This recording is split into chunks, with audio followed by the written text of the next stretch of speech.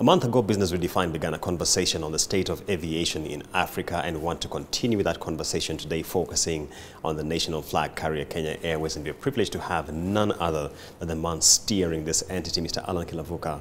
Welcome on set. Thank you, Julian. Thank you. We understand that KQ onboarded a consultant, Steer Group. Skeptics will tell you that KQ has been down this road with McKinsey before. So what is starkly different about this time? The Steer Group, who we engaged in May, have been briefed to help us think through the strategy which we have already set out and actually partly implementing. And their role is to look at it, to critique it, to either add some color to it, to improve it if they can, or to, agree with it. We have engaged them because this is part of the requirement that the National Treasury requested us so that they could have a look at it independently at how we are implementing what we could call a turnaround strategy, and also to some extent the medium-term, short-term strategy of staying alive. What McKinsey was presenting before was completely different from what we're doing now, because right now we need to have a short-term strategy of basically survival, of staying alive, until we can encourage people to fly more in the medium and long term, and then have a sustainability plan of how do we make sure that we thrive going forward.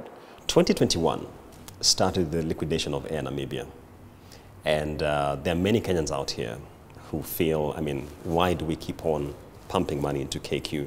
And the question, Alan, is this: why is it so hard for KQ to unlock the goodwill of Kenyans? Where is the mismatch?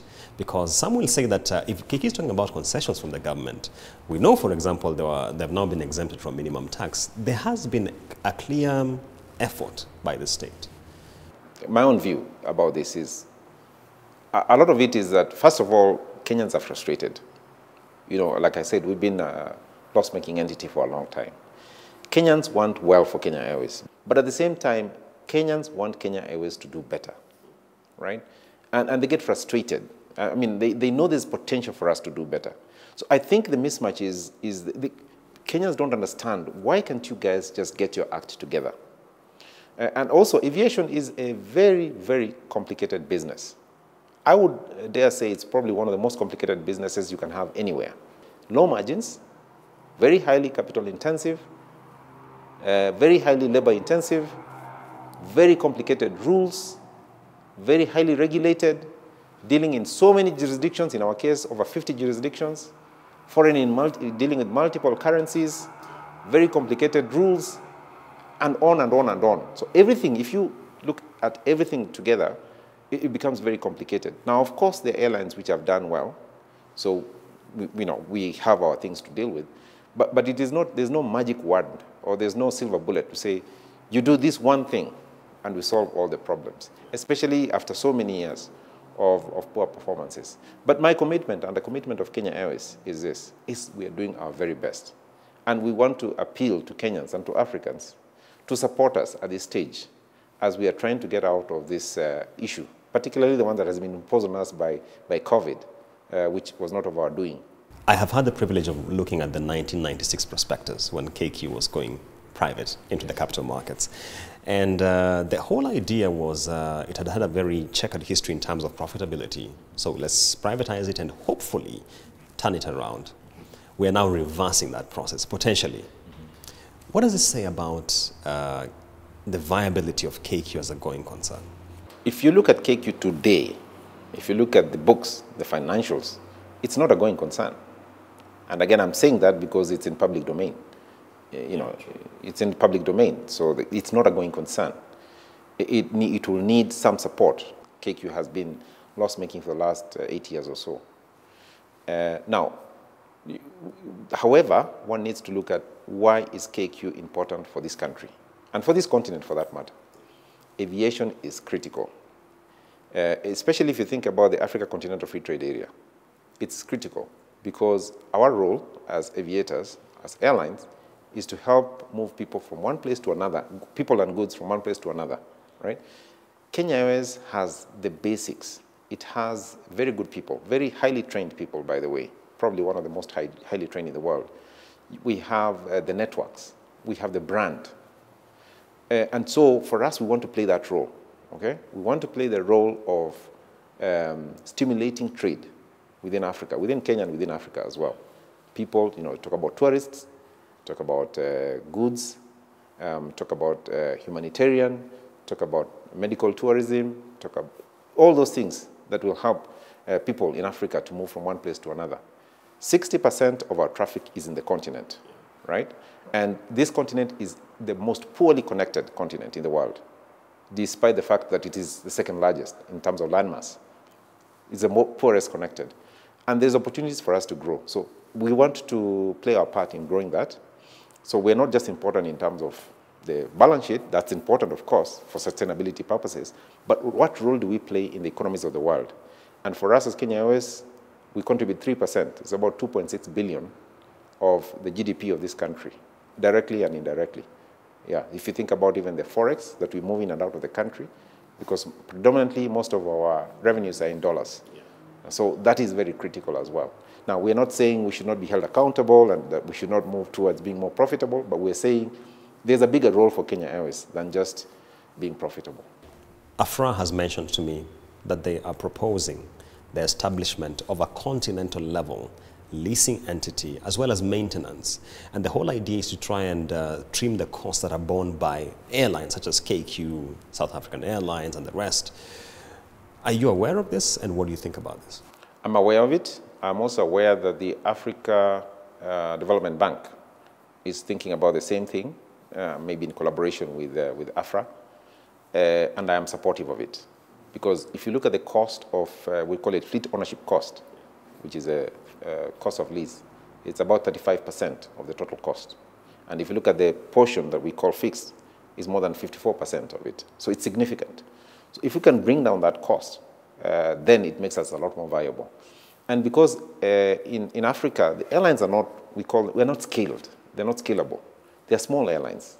Even the biggest airline we have has about 100 plus aircraft. That is small, So you need scale. You need 800 aircraft so that you have scale and you can negotiate with the lessors, you can negotiate with suppliers and bring down the unit costs of operation. And also you can give options to the people who fly with you. So what that calls for is for Africans to come together. I'm a big proponent of what we call consolidation and partnerships. Even if, with all the best will in the world, with our size, especially after COVID, we will not be able to make it. So we need to think about partnerships and consolidation and see how can we work with other people around us to make us bigger so that our voice is louder, so that our costs, unit costs are lower. For the avoidance of doubt, Alan, I don't want you to be misquoted. When you talk about consolidation, do you have mergers across airlines, for instance? That would be the ideal situation. Yeah? The ideal situation is, you see, Julian, I'm saying the biggest airline in Africa has 120 planes. The average airline in Europe has 500 aircraft. I mean, look at that disparity. But doesn't it speak to the level of income as well and what you can afford? There are many aspects of it, yes. So Africans are not flying the way they should because we have about 2% of the air traffic in the world, although we are 13 or 14% of the world population. So there's a deficit. But why is there a deficit? There's a deficit because we are levying a lot of taxes on airlines. Because the way we see airlines or aviation, we see it as a luxury as opposed to be a necessity. But the continent is very big, so we cannot avoid aviation. We have to fly. If you fly from here to Uganda, for example, there's something we call the passenger taxes, passenger charges. So there's a tax that is levied on your ticket. That's already $50, about 5,000 or so. So even before you fly, there's a tax of 5,000, both ways. If you're going to Tanzania, even more. So your air ticket will never be less than 5,000 one way, so 10,000 both ways. So already you're starting with a deficit. In Europe, the tax is not there, or it's minimum. It's less than $10. So we're saying that we have to encourage traffic. Once you encourage traffic, then you can scale. Because people have to fly. You can't drive from here to Lagos. You have to fly. And if you have the Africa Continental Free Trade Area, if you're encouraging tourism, then you have to make the air ticket cheaper. And Africans will fly. And when they fly, it stimulates the revenue, it stimulates the economy, and then it has a ripple effect on everything else. Alan, critics of aviation, African aviation pre-COVID, have argued that we had this habit of front-loading capacity and then trying to figure out how will demand match this capacity. Do you think you're guilty of that? To some extent, but there's merit in that. You know, you can do it both ways, and both ways you'll get hurt. We have been very successful in our subsidiary in Jambojet to do exactly that. You know, 3 years or 4 years ago, what we did is we demonstrated to some Kenyans that you can fly as opposed to use a bus from here to Kisumu, from here to Mombasa. And we literally had to go to the bus station and pick people, put them on an aircraft, and charge them the same fee, and they flew back and forth. And in that way, we generated demand. So we grew year on year 30% because of generating demand. These people were not flying before, but all of a sudden, the first time they flew, they saw that they were saving on time, although it was more expensive, but they were saving on time. So they would go and do their business and generate their income. So you can do that. You can front load. But of course, you have to be careful, because if you do too much of it, you'll do exactly what you said. You will end up overheating. You'll end up having excess capacity, and it's expensive capacity, and therefore, and yes, we have been guilty of that. Pre-COVID, we had seen an increasing appetite for the wide-bodied aircraft, and understandably so, because the traffic was building and you were creating capacity, hoping for demand. COVID has restricted this. And in terms of your outlook, do you see a reversion to the narrow-bodied when it comes to the future of aviation? Yeah, it's a mixed bag, Julian, what I would say, because what we need to look at is what will the passengers demand, or what will they prefer, or what will they anticipate. So what they would like more and more is what we call point-to-point traffic. So they would like to fly directly, more direct flights as opposed to more connecting flights. And then, of course, more regional flights. We anticipate that there will be less business travel and more leisure travel. Okay. Now, what that translates to is for long-haul flights, you will obviously need the wide bodies, because that's, because of the range. But also for regional flights, you would need more the narrow bodies. So that's why I'm saying it's a mixed bag. The big thing is going to be that people will demand more point-to-point, less, because people are more now concerned about hygiene and safety, and so they are demanding more, less connection, less physical contact, thinking more contactless, less transitions in airports, so that they can get to the destination the shortest possible way and in the most direct route. Speaking about point-to-point and less business, more leisure, we have seen now Qatar is going directly to Mombasa. And the question is, what does this mean for your business? Because granted, it has an impact in terms of the traffic you have. For me, we need to balance this out, because I know there are merits to this. But the important thing is whether there is sufficient traffic. What we as Kenya Airways are completely against is what we call dumping of capacity, which we have seen happen in our region, in our country. Dumping of capacity is where the big airlines have nowhere to take capacity, so they choose Kenya, right? Because we have more a liberal, air operation, or more open skies compared to others. So you find that they bring the big wide bodies here. They go to secondary cities like Mombasa, and they dump capacity. So they create traffic. So what happens is it stifles us, because we cannot reciprocate. We don't have that much capacity. So to that extent, we are against it. We're against dumping of capacity. We have no issues with competition, but we will fight any dumping of capacity, because we can see it from a mile away. And so that is why we have put up some protests with regard to specific airlines who we can see are dumping capacity, and we have put our own particular objections to it. But to be fair, Alan, players will tell you that in a COVID ultra-normal environment, players are looking for ways to survive in terms of where can we get traffic and how can we do it in a manner that is cost effective to us. So whereas you table the case of dumping of capacity, some will say that maybe perhaps you are not just as fast as they are in terms of courting various destinations and seeing whether you can execute the same. So everybody is trying to survive, and we are as well. Yeah. Okay, so the other airlines are trying to survive. That's why they would want to dump capacity. I'm sure the hotels would like to survive, and we completely support them. We are trying to survive as well. So we need to look at the entire ecosystem. If the dumping of capacity is to the detriment of Kenya Airways, that is where we have objections. Because what will happen is, if this continues unabated, it will lead to us eventually closing down, because we will simply have no traffic, right? And that will, in effect, then affect the tourism industry, who we are trying to protect. So we need to be careful. We need to balance it out. On the one hand, yes, I understand what is happening and understand why we would need to have more traffic coming into Nairobi or secondary cities, but that needs to be balanced and controlled. Otherwise, it will be to our detriment and it will not be helpful to anyone. Right, and that point by Alan Kilavuka takes us to a short break. We shall be back with a lot more on this conversation, focusing on aviation at large as well as Kenya Airways. Stay tuned.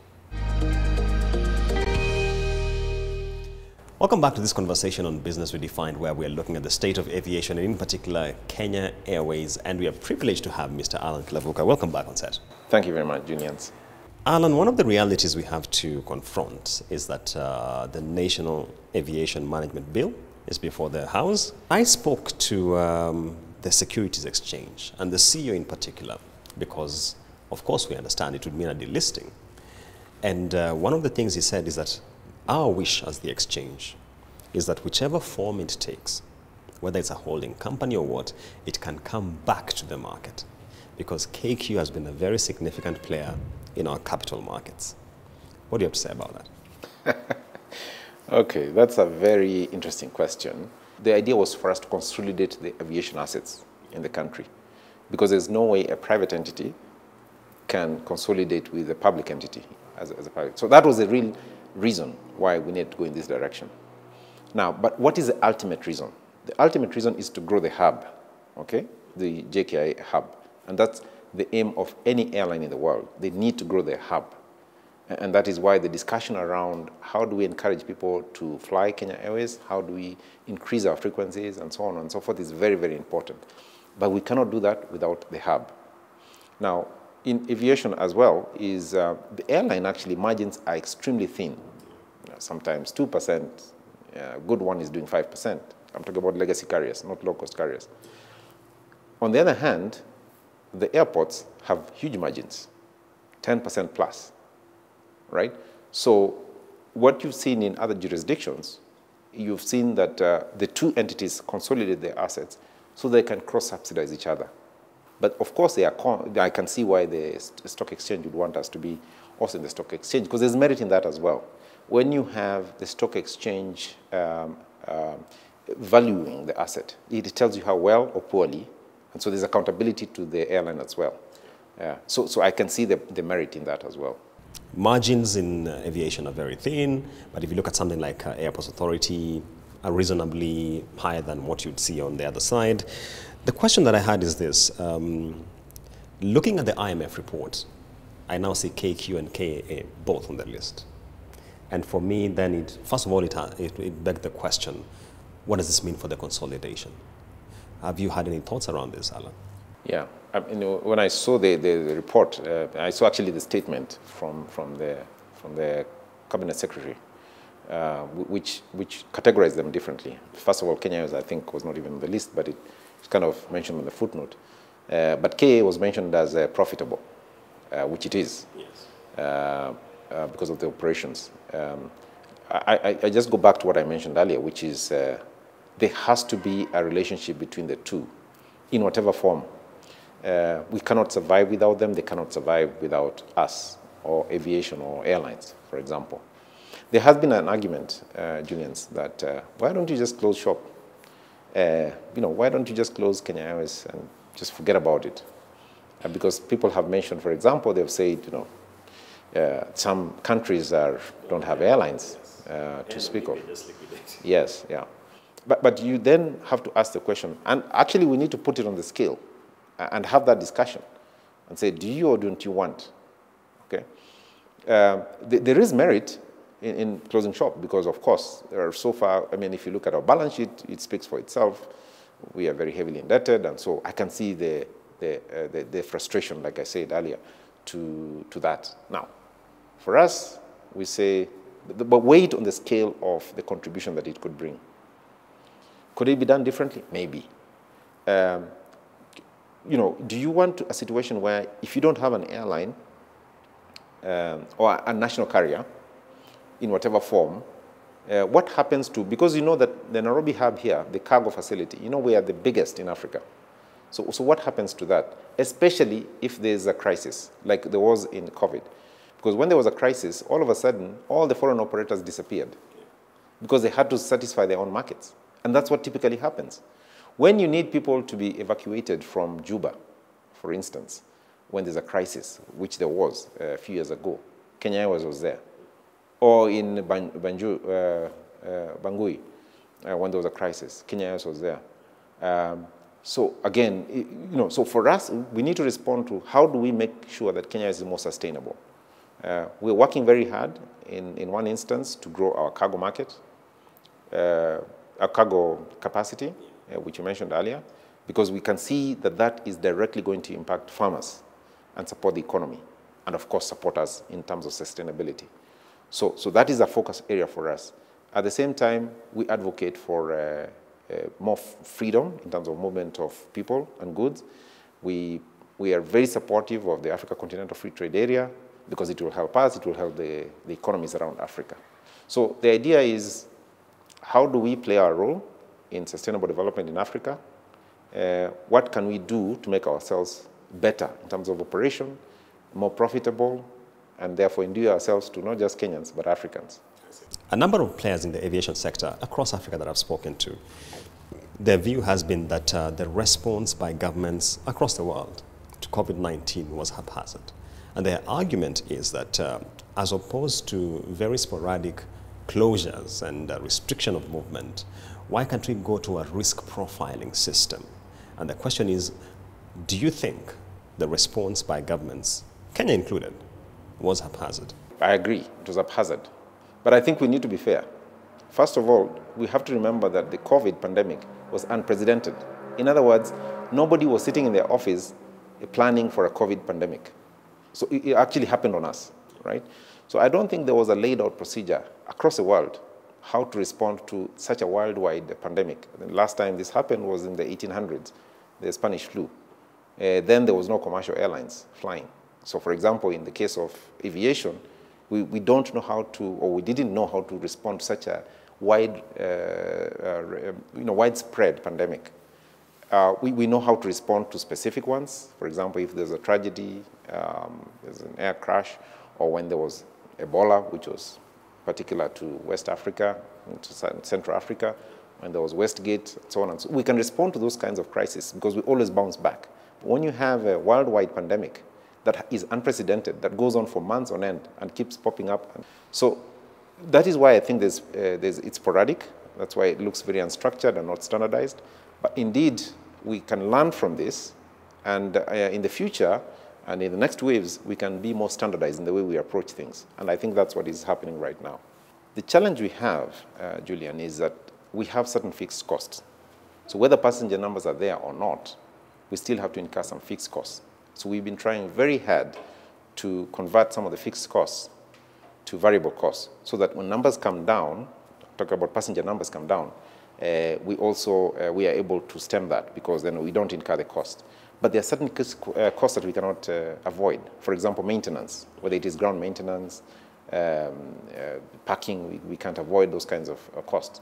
So that fourth wave, or any other wave for that matter, restrictions of access, because, for example, red flagging of Kenya into London has severely affected us. We have restrictions going into China because we can only do 2 flights a week. That has severely affected us. Stopping flights to India has significantly affected us. So those kinds of things, we continue holding our fixed costs, but we cannot generate any revenue. So, you know, it puts us in a very, very difficult situation. So now we need to have to look at other strategies, one of which is how do we convert more fixed to variable? How do we generate additional ancillary revenue? How do we look at alternative ways of generating revenue? How do we partner with other airlines? And so on and so forth. Alan, speaking about efforts towards pivoting a lot of your fixed costs into variable costs, I'm wondering what wiggle room you have to do this, considering KQ has been very aggressive from a cost rationalization standpoint, even pre-COVID. And looking at the state of play as of now, are you thinking of, we have had plans to take pilots on payment per trip, for instance. What wiggle room do you have around here? Yeah, I mean, it's just negotiation. Let me highlight the one that we were successful in. So we had started discussions with our lessors. Lessors are the people who, you know, give us an aircraft for us to fly. And we pay them a fixed rental every month, or we were paying them a fixed rental every month. So we've been having discussions, I think, since September last year. And the point of our discussion, because we have a contract, it's contracted rates. So by contract, we're supposed to pay them whether we fly or we don't fly, whether we park the aircraft or we don't park the aircraft. But for long periods of time, we had parked the aircraft. And so we've been having very difficult discussions with them. But fortunately, we've struck some sort of a middle ground, and they have agreed to convert a large portion of the fixed cost to variable. There will be, of course, a minimum amount we need to pay. But that will help us to save about $45 million, about 4 billion Kenya shillings per annum. Now, that is an agreement for 2021. What we're hoping is that we can have a different discussion with them in 2022 and see how we can play with that. So that's successful. Now, we cannot give up. We can be persistent to try and have discussions with the other players as well so that they can help us convert. But that's not the only issue. The other costs as well, which we need to play with. I remember we are very heavily geared. And those discussions as well has been with the lenders, giving us moratoria. So we can save cash, we can conserve cash. And they've been extremely graceful. Because since the pandemic started, basically we've had one deferred payment after another, after another, after another. At some point, we need to restructure that particular borrowing, that particular debt, to a more sustainable one. And that's a discussion that we're currently having right now. There have been liquidity injections from the Exchequer, and that's the government of Kenya. To this state, because I remember reading supplementary budget 2 of the last financial year, and I was confused as to whether KQ was actually getting something or not. What's the position, and how much of a tailwind has this been? Without financial support, Kenya Airways cannot make it. That is a fact of life. And they have been very supportive, like you said, even in supplementary budget. I mean, again, they didn't have to do it, but they put us in the supplementary budget. So they've supported us since the pandemic started until now. You saw that in our financials, we were very clear. They were able to give, last year they were able to give us 6 billion. They added another 4 billion, so the 10 billion to support us. They had put money in the supplementary budget, which we're working through. Yeah. One of the survival strategies, not just for KQ, but a number of airlines, was the conversion from passenger to freight. In terms of the progress with that, how do we stand, and do you think it is reflecting in your books? We repurposed our passenger aircraft to cargo. What we've done is we've repurposed 2 of our Dreamliners. Dreamliners are wide bodies, so they do long-haul flights. The purpose for that was so that we can access, because remember we have reduced our belly capacity because of less flights, less frequencies. So we need capacity for long haul. We need capacity to go into Europe, into the US, into Asia, and create the capacity. So each of those Dreamliners, we've repurposed 2 of them, give us about 50 tons per flight. So the 50 tons per flight more than replaces what we have in our belly. So it has more than replaced. We were estimating that we would do 70,000 if we were under normal circumstances. Now we think we'll do probably a bit more than that, probably between 10 and 15% in addition to what we had anticipated if we were flying our belly capacity. How large a pie, how large a piece of the pie can cargo really take up? Because if you consider pre-COVID, I mean, cargo was a very small portion of your revenue pie. So even as we talk about it in a very optimistic sense, which markets are you unlocking for this? It was 10% of our business pre-COVID. Now it's more because it held steady. And even this year, it will actually grow by about 10%, even without the cargo, the belly cargo capacity that we have. So it will grow. So it will be more than 10% this year. Now, the exciting thing is this, is we are barely scratching the surface. In fact, our problem is we need capacity, okay? And with capacity, of course, we will need financing. So we will identify financing and we'll increase our capacity. Not just narrow bodies, which is intra-Africa. So we want to increase capacity by getting 2 narrow bodies. We also need wide bodies. Why? Because I say cargo, Nairobi hub is the largest cargo hub in Africa, export hub in Africa. We do about 15% of Nairobi. We will move that to 30%, okay? And that way we're giving farmers and exporters a wide range of options, not just foreign airlines, but ourselves as well. So there are opportunities galore, and we think it is sustainable going forward. We've looked actually up to 10 years from now. That this is sustainable, especially if we keep the market share, 30%, and if we continue looking at other operations. Right now we have an operational base in Johannesburg, which serves the Southern African market. We can do the same in other places as well. So not only do we want to grow our hub, we also want to set up shop in different places for cargo, which means that the 20% I'm talking about actually could even be 30%. Final question, Alan. You did mention the impact that the disruption to China, India, and other markets has had. What's your most lucrative route right now? Right now, I would say it's China, even with the reduced capacity. China is becoming more and more critical for us. And, they have restrictions, very, very, very strict ones. Because right now, they only allow Chinese citizens into China, or Chinese residents and citizens into China, and they only allow us 2 frequencies. But we see that this is a very critical route for us, and we want to see how to develop that route more. Before the pandemic, places like London were critical. It still is, but because of the red listing and lots of issues around COVID, it has fallen behind quite significantly. But we're also excited about emergence of, say, Mumbai for us as well. That is another critical route, although, of course, we've stopped flying at the moment because of the Delta variant. Now, New York was a new route for us, if you remember. So last year, it was not a profitable route, but we're building it up. Because if that continues, it helps us that much more. New York is a very expensive route to fly, and so it's very important for us to hold steady in terms of the numbers. And so we've been very excited about this. Europe has been a disappointment for us during this COVID period. But 60% of our traffic is in Africa. And because of COVID, and because a lot of them are actually transiting and so on, we have really lost a lot of passengers there. So we need to build that up again as well. Basically, we believe in this airline. We are going to go through a very difficult period between now and 24 months from now. And we're all aware of that. And we've made our partners all aware, including our employees.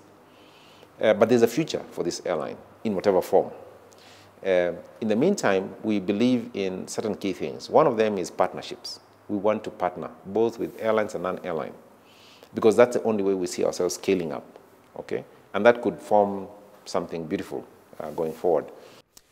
Unfortunately, we have to close it at this point, our conversation focusing on aviation, delving into matters KQ with none other than Mr. Alan Kilavuka, draws to a close at that point, but we shall be carrying on our conversation on aviation and the salient issues underlying this industry across the continent in subsequent episodes of Business Redefined. So stay tuned.